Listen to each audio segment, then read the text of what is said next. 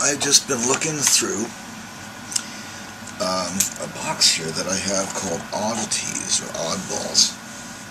There's all kinds of things and all kinds of conditions everywhere from black and to absolutely brilliant uncirculated. So, but all of these things are strangenesses, peculiarnesses. I collect them here in my little black box over on the side. And what I'm going to talk to you about now are these little extra things. This is for kind of more advanced folks, but I'm assuming that you are one of those, so I'll explain to you what I have going here. I have, I'll take it in stages.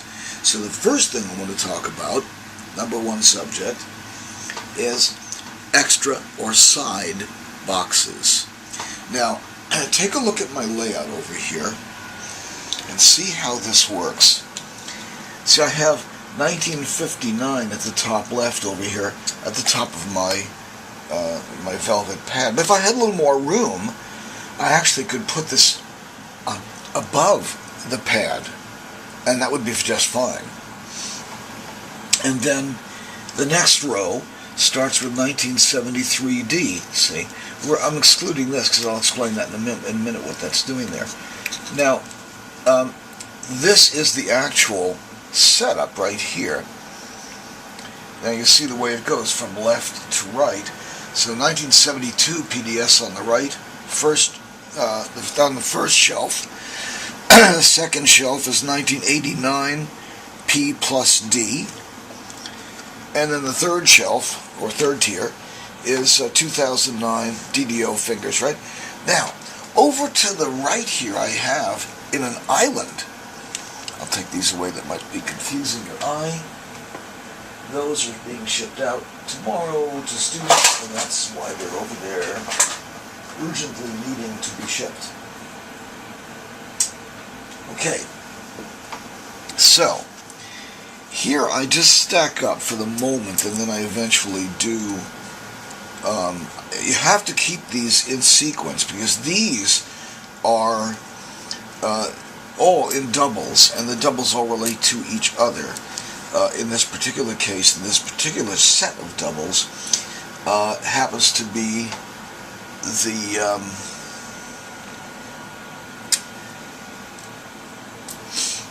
stochastic pairs. I'm looking for something to put them in. I think I'll just put them over here for the moment, just like that. Okay. Now, I have a pile up here of things that I have decided, I've chosen in the past hour or so to put into flips. So that's what they are. These are my thin pens. These are my fatter pens. I have reasons for that. On the side also is a pair of tweezers, very excellent jewelry grade tweezers, not pieces of crap. Very nice spring effect. This controls my CD player. It is very much part of your coin search. I have a pad here for notes, and I have, as you see, underneath it, several things such as coin discoveries follow Sturgeon's law. Sturgeon's law says 90% of everything is crud, and nothing is left out of that everything. Okay, so here we have, on the far side, I have a box here, which is labeled 1909, 1959 Wheaties. Now that can be anywhere you like it, but I like it over on the left. Then I have a box for my collar issues called collars. Now what that looks like for you is, and I'll put this right on this one now because this is a good time for that.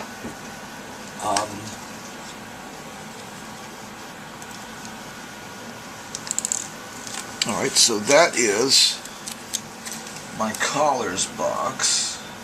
See, I did this by hand, but you're getting to do it nice and neat like that. Well, if you want me to do it by hand for you, we'll talk. Okay, so collars, and that reminds you to put anything that has a collar issue into that. And as you see, I found quite a few tonight that have collar issues, so that's a pretty good box to have, and a nice size box is good, but not too big, because you don't want that to get out of hand. You want to actually be right on top of what collar issues you got, because you want to search those further. You don't want that to pile up too far. So 50 coins, that's what I have here. It's about 50 coins in each of these boxes. Each one holds around 50. And I like that as a search number, because you get tired after 50 looking through those things. Then I have another box, much larger one, which is this octagonal box here. I like this black octagonal box. It's called my black box. And that is for my oddballs. So that's what they are. It's just crazy, wild things that I can't explain what they are and why they are there. This one here, I have, it's been a number of duties. So what I'm going to do is I'm going to put my offset sticker on there, like this. There's my, I'll put it like this in between.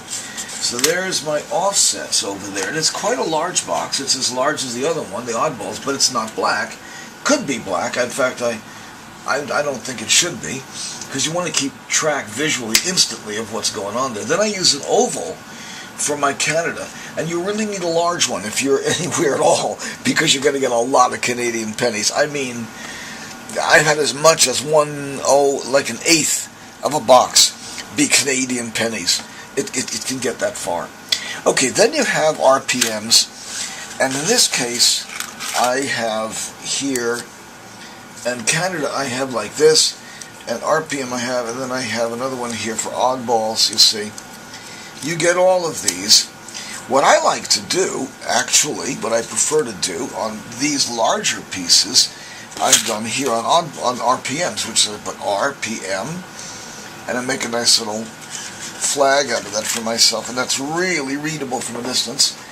And I did the same with Canada, and I'll show you how you can. Here's my fat pen that I use for this, and all I will do is cartouche the word Canada. Let's draw a thing around it, and then I'm going to, and it's not going to say Brights, we don't care about Brights, so we just turn it over. Oh, there we are, Canada. So we could, then we're going to, this is sort of an offshoot, but this is what I do for folks, or you can do it for yourself. Then I simply color around the balloon letters like this up to the cartouche, and you make yourself a really nice, Alex, I know you're going to like to do this particular stuff. This is really fun. And there we go. Okay. So you have your Canadian currency goes in there. See? Or you can, if you wish, if you prefer, or if that's all you're able to do, you can take your, like this. Normally this is how we would ship it to you, like that. And so, but I'm going to keep mine out with a special thing, and I will do that for folks, but I just don't have a lot of time, so you have to talk to me about when and if I'm able to do that kind of stuff for you at this point. Okay, now let's go to the next subject. So we'll, oh yeah, hi. Okay, subject 2 in terms of the search now is to separate the search from the sort.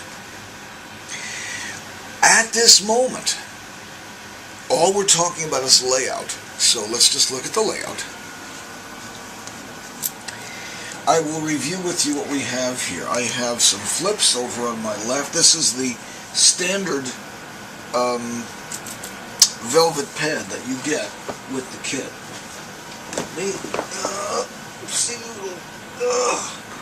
If you drop a coin, pick it up right away so you'll remember why you dropped it and what it was doing there and so forth.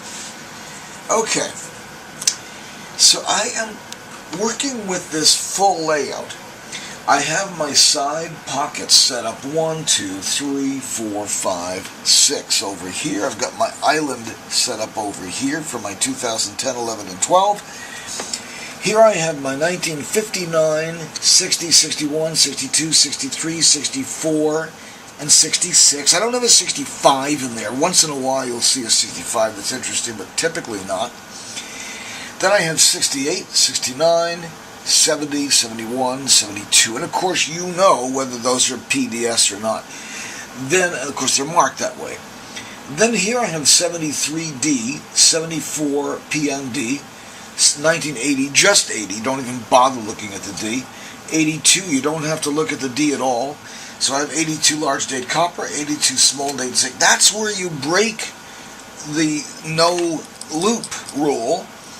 When you see an 82, what you have to do, well, with a loop, you don't have to do anything actually, but with a scale, you put your scale, turn your scale on, you put your 82, or you can let them kind of pile up 4, 5, 6, 10, and then weigh them all at once if you like.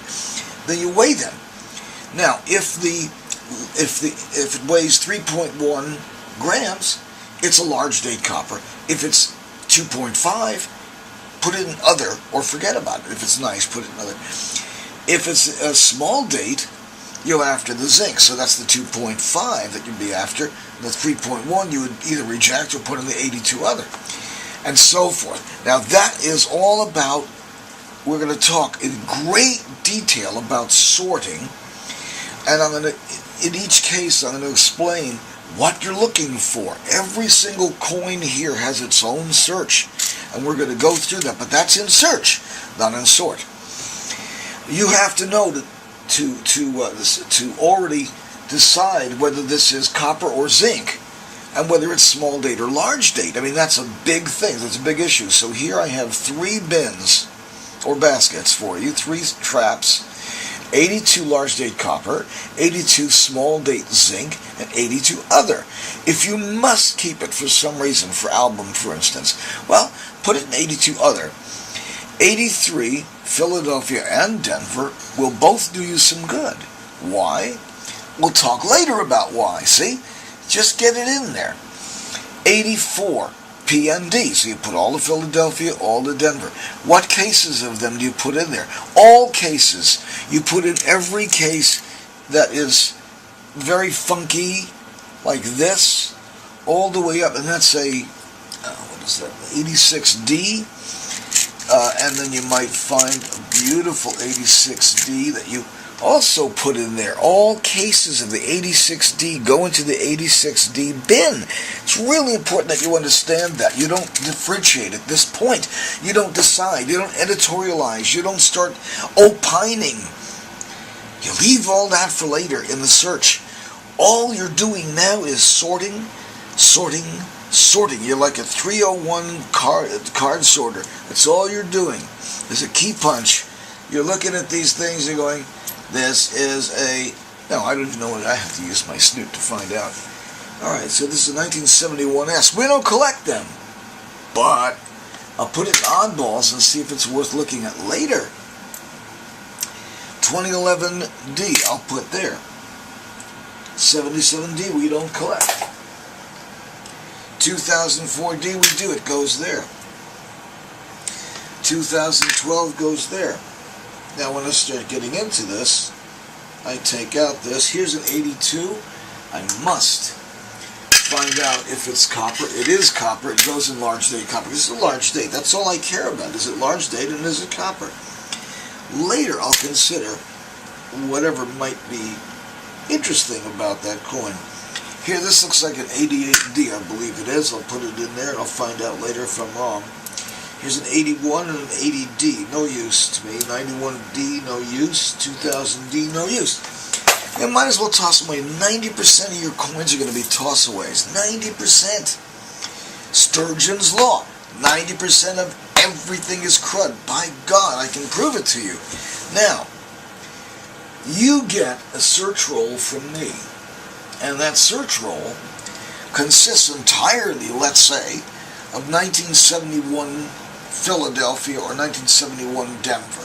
You look in the Philadelphia, you're looking for a DDO. In the Denver, clearly the only thing you could possibly be looking for would be an RPM.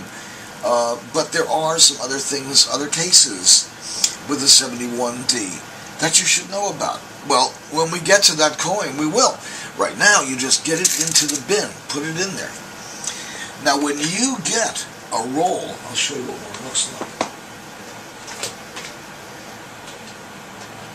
Here's a roll right here.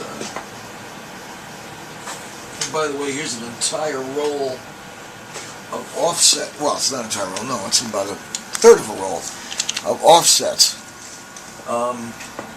Bright, uncirculated in general, but sometimes not. Here's a roll of 89D. Now, you'd be looking here for RPMs. That's really what you're looking for, is an 89D RPM, but there are other things as well. For instance, an 88 back might appear. If it does, you're in the money. Now, do I care whether there's an 89 back or not? No, I have probably a half dozen 89 back, 88 fronts, 88 front, 89 backs, right around here that I can use for the academy to hand out. So I don't worry. I have all I need. The only thing I need them for is to teach with. I don't need them for money generation. I use them to teach with. That's true of all of my doubles. I don't sell the things. I keep them here to show people what to look for, how to look for it. There you go. Is this a coin roll I see before me? To be or not to be? That is not the question. It's to D or not to D. It's about the Denver Mint, isn't it? Well, this layout, I wanted to talk to you a little bit about this idea. I have here little helpers that are set aside. This is a 1995 double die obverse here, and you can see it's really, really clear.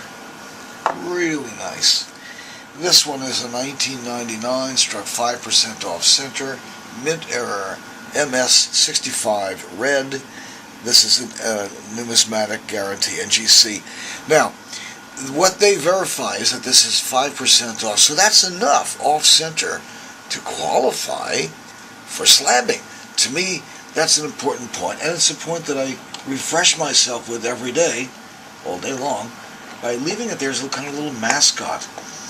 Now, also, I do believe it. It attracts things. People ask me, how come they don't get the same results that I get? I'll explain to you how that is, because I know the phenomenon very well.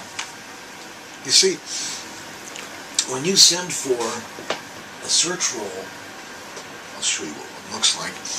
This is a search roll of 1989 Ds right here. Now, you get around 50. It's either 49, 50, or 51. It's somewhere around there. I fill it to the top as much as I can. That's the result of about 10 boxes, 10 bank boxes that I look through to generate one roll for you to look through. It takes me on the order of 3 days, 4 days to do that. I run 10 boxes about every 3 days. I had to slow down a bit because I have other things to do. So, here's an 89D, you get this, and it doesn't have 50 of the same thing. If you bought it on eBay, you'd get 50 bright uncirculated, exactly the same coin over and over again. That's not a search. What I want you to have is the experience of a search. If you're in Europe, or you're in a country where currency exchange is forbidden, or highly restricted, or whatever it might be, and you can't experience it, you can sort your own currency. That you can do, and I'll explain how you can do that shortly. But the search function is 50 coins. That is what I stop at. When I'm here, this is filled up. Right here, my collars, I'm not going to put any more collars in. If I have one more collar, it stops. That's it. I have to dump these out and search. I got to stop my sorting to go search. Here, I have isolated 50 coins to search. I have not searched them. All I've done is isolate them by putting them in a basket, which is appropriate to their date and mint mark.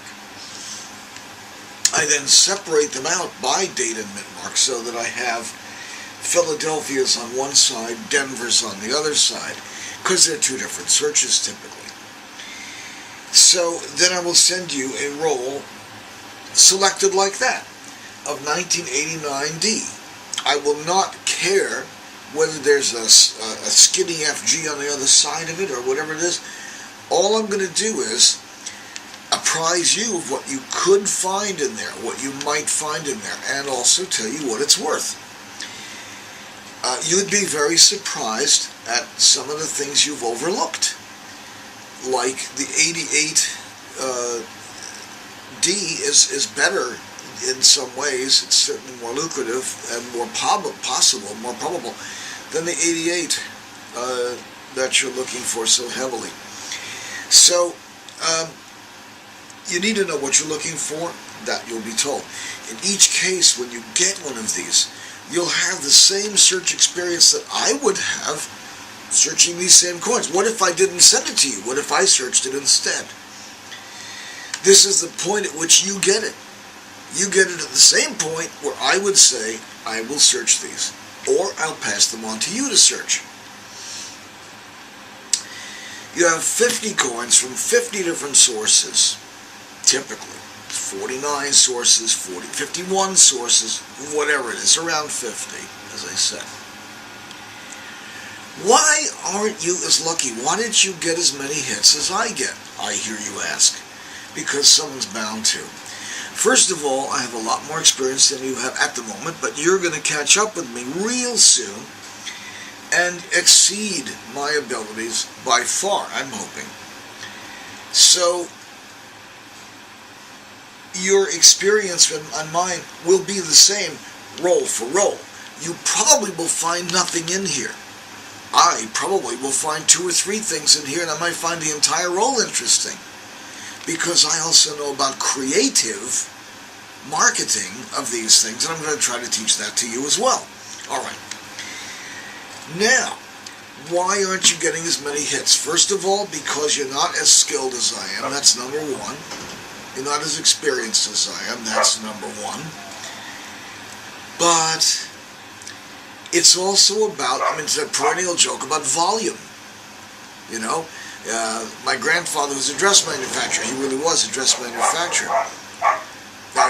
He made a dress for $15 and he'd sell it for $10. And I'd ask him, how do you make any money? He'd say, make it up in volume. Okay, well, that's the old joke.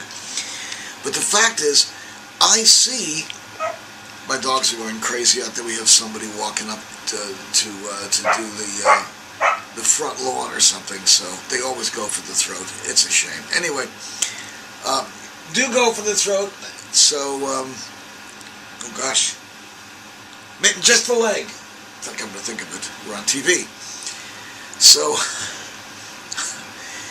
you get exactly the same experience I get, except that instead of searching one roll in a day, I might search 10 or 20 such rolls, and I have helpers who can help me search. And that's what I'm wanting you to develop also. Helpers. If they can't search, they can sort. Sorting can be done by an idiot. In fact, it's best done by someone who is calm in the mind and who is untroubled. Because if you don't start out like that, you end up like that. All right, see you in a little bit for point lesson number 3. But let's just take a break here. Lesson number 3, point number 3, important point number 3, when you are sorting. This is only in the sort now. When you are sorting a new roll, and you notice I break it into 4s here, typically. You're only sorting now. You don't need this loop at this time. Okay, the loop is not needed at this time. Put the loop away. Simply stack up your coins. And by the way, if you don't know how to stack your coins yet, you better learn this stuff. How to pluck and stack and all that stuff. Take my course in plucking and stacking. You need it, because if you don't do that, you can't do these fancy tricks. And if you can't do these fancy tricks, the magic don't work. Alright. 2012. 2001.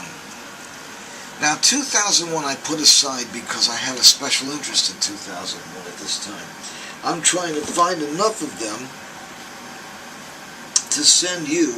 I'm just checking here. Is it 1982? I'll check its weight. 2.5 goes into other.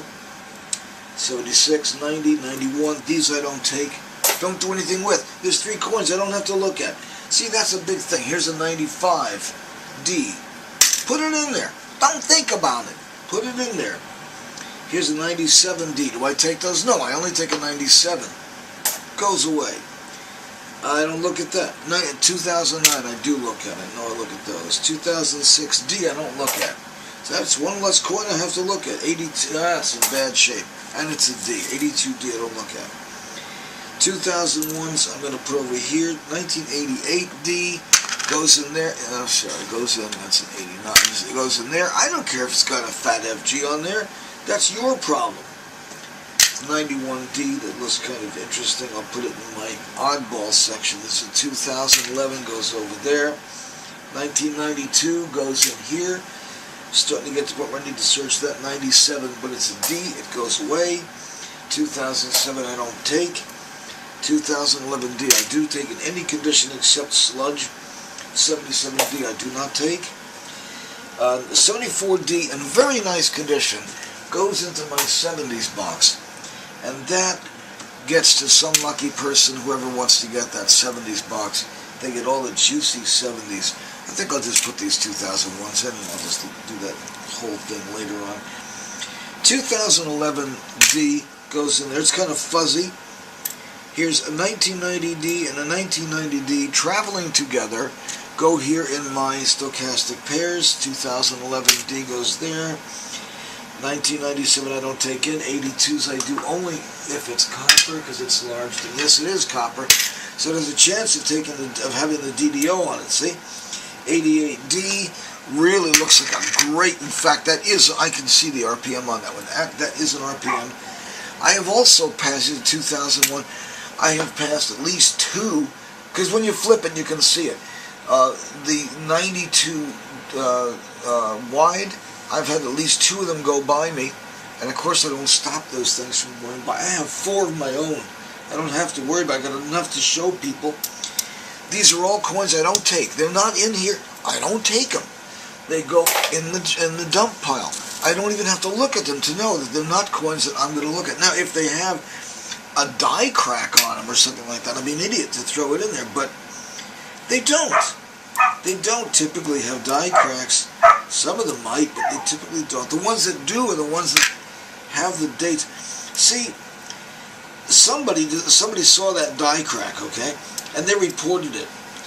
So if they reported a die crack, none of these are useful at this time. See, all these here I don't have to look at. I just take them, dump them away. They're not useful. This one here, this is a 1993D. Now, I sometimes pick these up. Like it'll open like this, and I'll turn it over, and I'll see it says 1993D, and I'll see a 90 degree or 180 degree turn there. I'm not going to interrupt that. It goes in the 93D pile. That is not stopped. Here's a 57. It goes in the Wheaties. Here's an 82D. It goes here. I don't take those. This is a 2011D that is absolutely right on its way to becoming a blowhole, but it's not there yet. So I don't take it in because it's not a blowhole and it's not good enough to take in. It's under the wire. Let's call it that. It's under the wire. So you need to see that kind of speed of processing will yield you an awful lot more in terms of search later on, but you have to actually get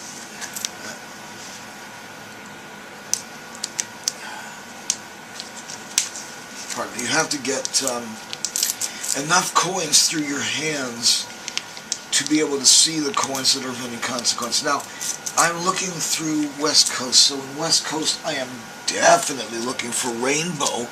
I found one yesterday that's an $850 coin. It beats any DDO, pretty much.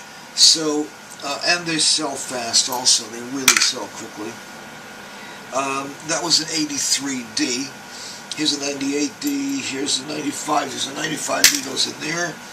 69S goes in here, could be the big guy, I don't care. 94D goes in here. I'm indifferent to the outcome of this stuff. I have to be, in order to do a good job sorting. Here's two 2005Ds of disparate condition, both traveling together side by side in the same exact roll, side by side, disparate conditions, same date, same mint mark. They are stochastic, and they get treated as stochastics. What is stochastic? I just described it, I'll do it again. It's two coins that started out in the same mint, maybe even in the same machine, maybe through the same die, and then had very, very different careers, let's call it. That's an 88D, this is a 99, this is a 2003D, 64D. That we collect, 64D. The rest of these we don't. You know, what you don't have to look at saves you so much energy as a 65. I can quickly see in the 65 whether there's any chance of it being unusual enough. 84D, we do collect those. 77, 99, 87, no, none of those. 87, no. 2001, that's a 2001 Philly. Here's a 2004D. Here's an 83D. We need these. What I'm doing is I'm putting together search roles for you to look through, and I'm doing it in as rapid and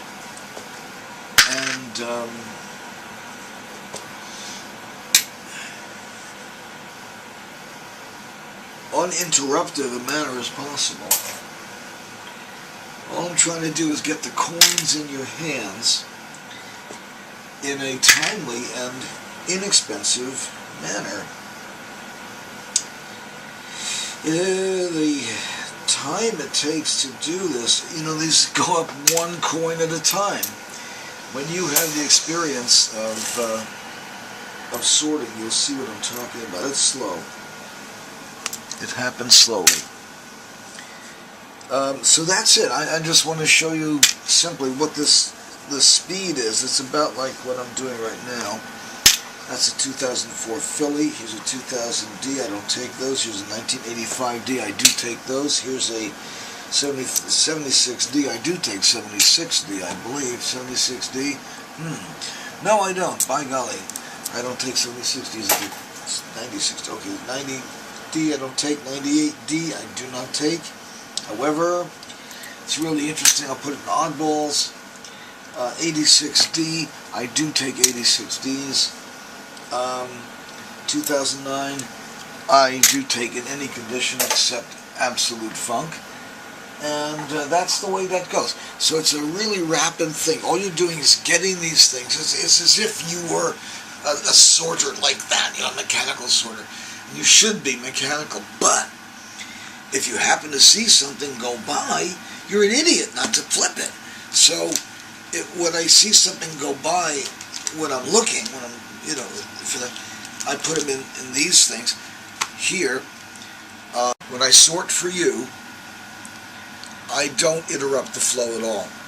When I'm sorting for myself to find something that I might need, actually the only thing I do at that point is I'll pull it out of that point and I'll let them accumulate here. And that's if I need something to show somebody. For instance, let's say I need a 1993 180. I've got to have one now today to show somebody what it looks like. So I'll start a search for that. That's personal search. Now you get none of that, and I don't ship out the things to you from that. That goes into a different box. It's handled totally differently. These boxes are cleaned out before I do such a search. I have different searches for different things. In fact, tomorrow I'm setting these up for a Canadian coin search, so they can be set up for anything. Now let's see. Including things like specialized searches. I have offset search going on right now. I'm looking for offsets because I need offsets to send to you as samples of what an offset looks like. And you don't want to pay this kind of price for an offset, so I want to make sure to send one to you that's cheap enough but still quite visible enough that you'll see what I mean by this offset is enough. See, an offset is an offset. How much of an offset do you need to see in order for it to be, let's say, a saleable coin? So, or collectible coin. You need to see 5%. So what does 5% look like? Well, I'm hoping to be able to show you what 5% looks like. I typically will only be able to show you something that is, like this one here is 5%. Here's an offset at random from my offset box. And it is about, this is about 3%. Now, I could probably find in here, yeah, here's a 5%. So there's, I will find 5%ers and send them out to you, or I'll send 3%ers and send that out to you and say, it's got to be more than this. Either way.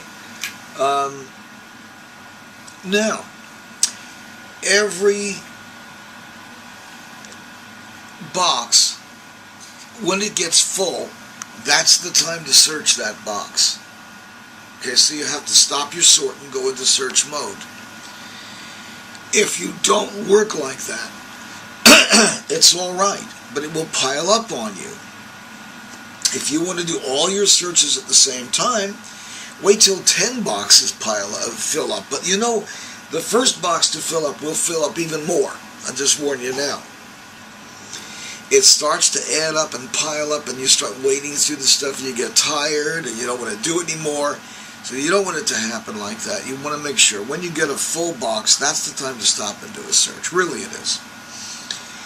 So the 1992, actually that's not ready for a search yet, but the 2001s are ready for a search if I were to do one, to show you as samples what they will look like typically when you do find one. Now, I could put it in the roll itself. That would be kind of fun, but there's really, how would you know that you got it? How would you know it's even in there? And how would you know you got the right one when you hit it? So what I want to do is send you one, and then send you a roll that hasn't been searched, and see if there's some in there. Fine. If there's not, it doesn't matter. You're going to learn how to search. Now this is something I wanted to tell you about search, because this is a different issue. Search is different from sort. Search is performed with a loop. In fact, I'll take my snoot off and take off my glasses because they interfere with the loop. And I'm going to search. Now, what I'm going to search on the 2001D and 2001 will be the same.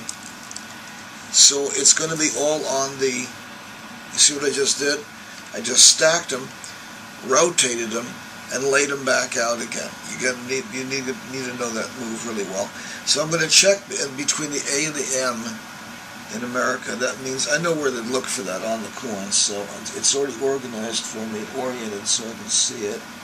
That is a close AM. That's touching AM.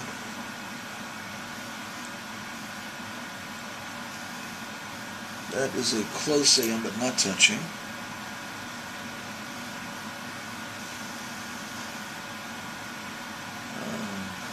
Not touching AM. Don't usually have that many hits in a row. That's touching. The A and the M are actually touching. That is normal for this coin. They're touching. So I have 3 touching and 3 not touching. That's very abnormal to have that large a percentage of not touching. This one's touching. This tray is wet. And this one, by God, is not touching. And it's in good condition. It's one of the first that I've seen today in any decent condition. This one is touching. Now, I'm not saying that this is a different breed of coin. This one's touching. What I'm saying is that there are several different cases of America, AM touching, not touching. They can be accounted for in a variety of ways, but they still are different states of the coin. If I were to find different states of an etching, even if those were unknown states, they would have to be accepted as different states.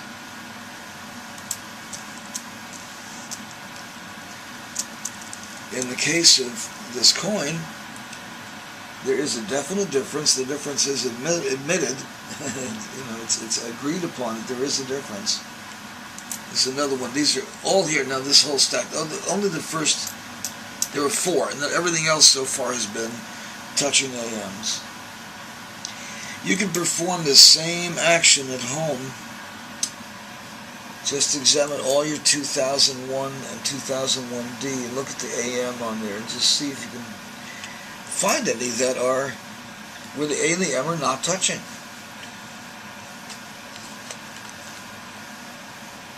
I mean, really not touching, not just sort of not touching.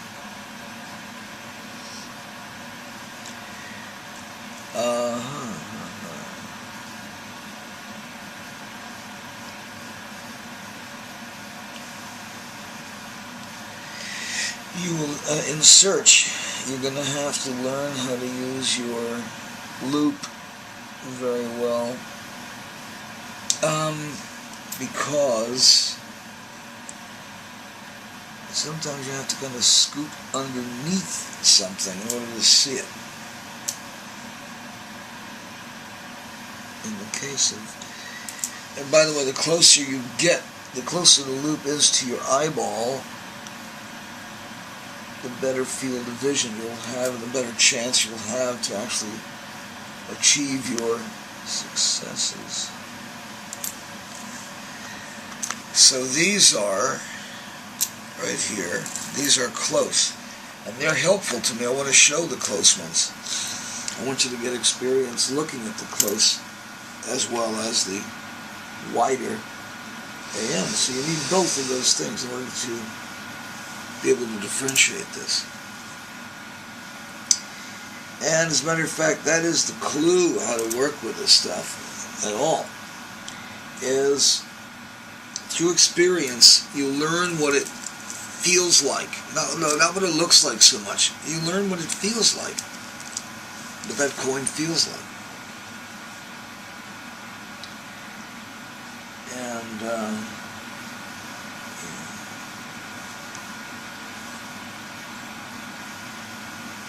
these are all touching so far here. That is the norm. That's touching. This tray is touching. Nice. Now I wouldn't be able to tell this without the loop at all. I would not be able to discern this stuff. So you've got to realize that this is loop work. This is really loop work, and you have to do, it's detective work. And so you have a combination of things. You have a kind of a Sherlock Holmes hunt, and you also have a fox hunt kind of a thing, a chase, a vigorous chase through the forest. On horseback, very romantic.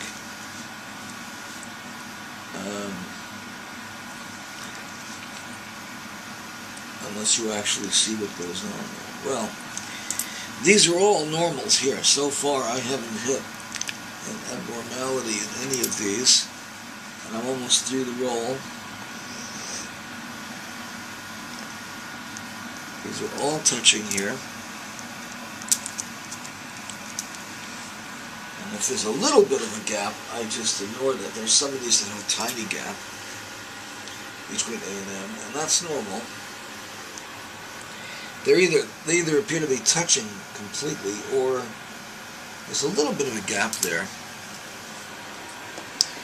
What I'm looking for is a much larger gap. But as I say, most of what you see, 90% of everything you see will be crud. 90% of everything will be junk. So you're fighting against immeasurable odds, actually. The odds are the same as they are in in the case of the lottery, with one major exception, and that is that you don't have to pay whatever the lottery tickets cost. You just rent the pennies and look, and if you don't like the answer, just take them back.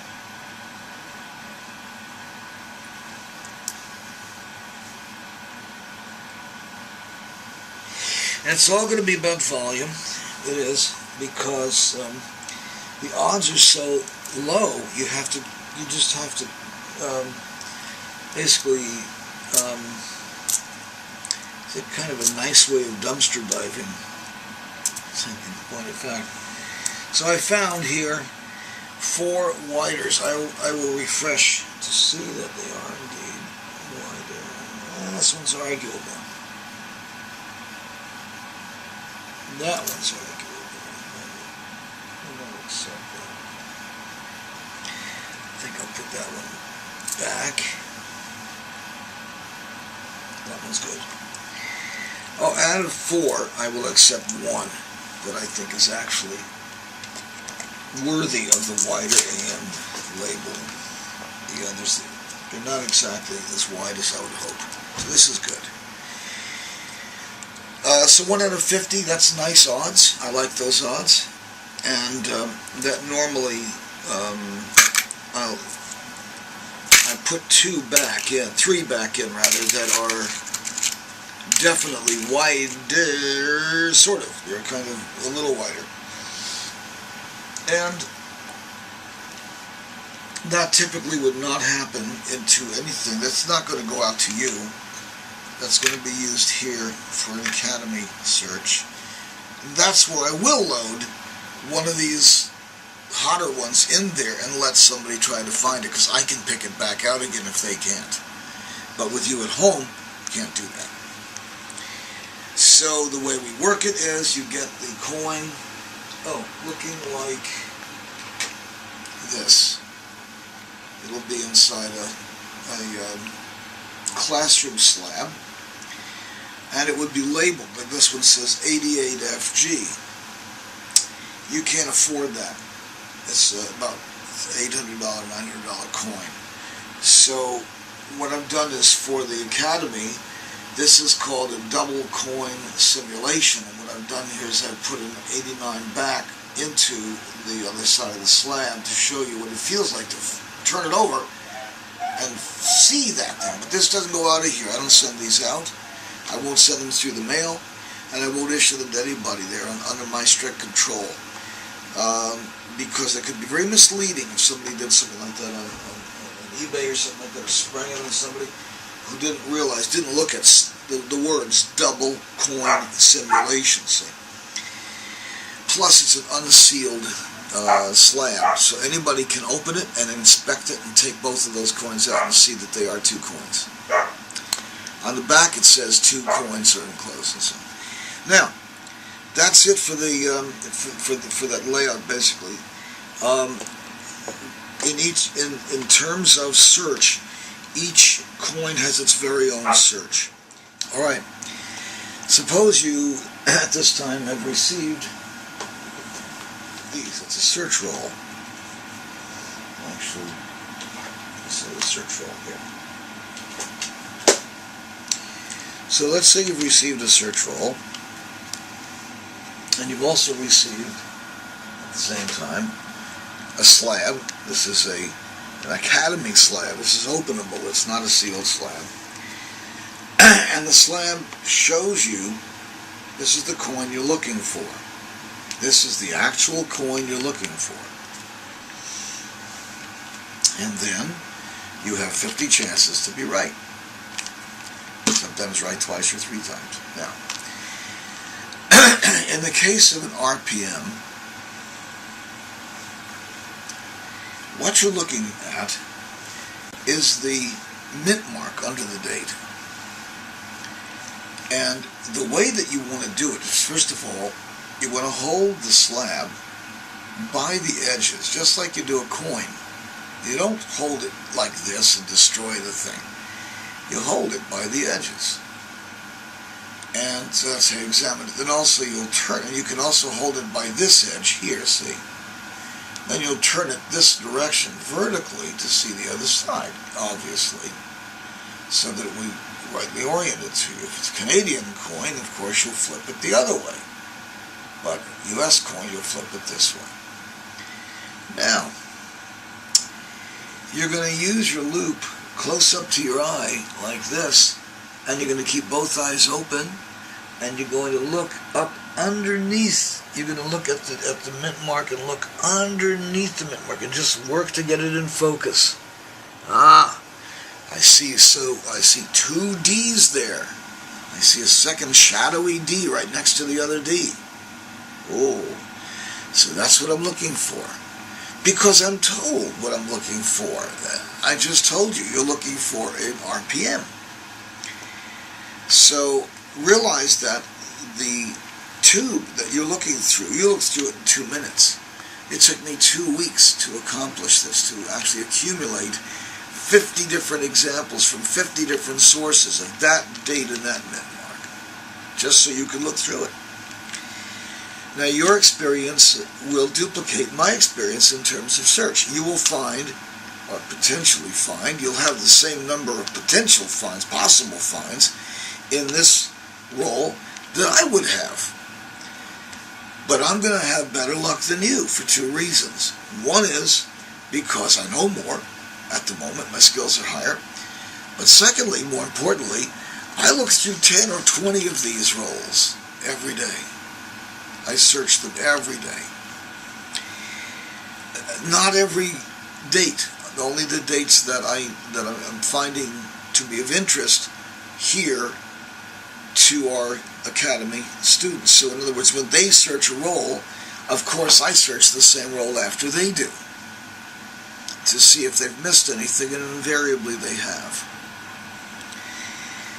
So until they stop missing the things, we're going to keep running that same section right by them. So you're expected to find, in this particular case, the thing that I've sent out to you is an RPM. I want you to see what an RPM looks like, and then I want you to go search in that hard-fought 50 roll. That's a lot of work for me to get that 50 coins to you, unsearched. I can't guarantee that you would get that online or you'd get that out of eBay. I can guarantee it that you get that here at the Academy. If I say it's unsearched, it's unsearched.